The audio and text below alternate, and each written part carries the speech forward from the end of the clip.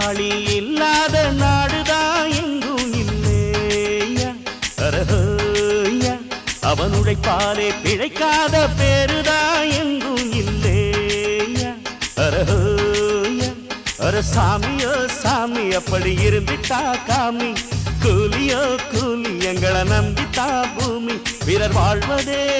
எங்க வேர்வையில் தான் உழைப்பாளி இல்லாத நாடுதான் எங்கும் இல்லையா